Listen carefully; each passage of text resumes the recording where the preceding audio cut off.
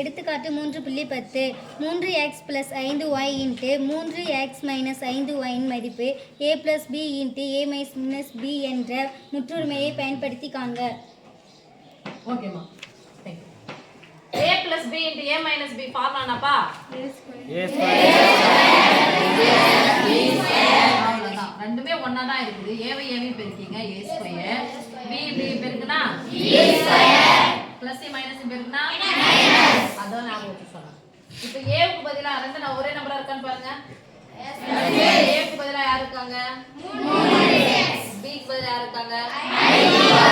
3x உறுப்பா இருக்குதா ஒரே ஒரு நம்பரா இருக்குதா? என்ன பண்ணும்? The whole square. 3x the whole square minus 5y the whole square. போடலாமா? இல்லை ப்ளீஸ், அப்படிலாம் இல்லை. அதே மாதிரியே போடுங்க. இந்த முதல் நம்பர் போடுங்க. நடுவில் குறிகள் மாதிரி இருக்கான்னு பாருங்க. ஒரே மாதிரி இருந்துச்சுன்னா த ஹோல் ஸ்கொயர்.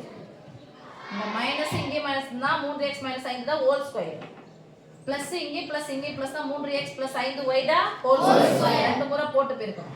இங்க ஒரு பிளஸ் ஒரு மைனஸ் இருந்துச்சுன்னா முதல் நம்பர் கடைசி நம்பர் பெருங்க. நடுவில் பிளஸ் மைனஸ் பெருக்கனா போடணும்னா மைனஸ் போடலாமா? ஃபர்ஸ்ட் எதை பெருக்கணும்? கேடு பெருக்கணும். இங்க யாரு கேடு? 3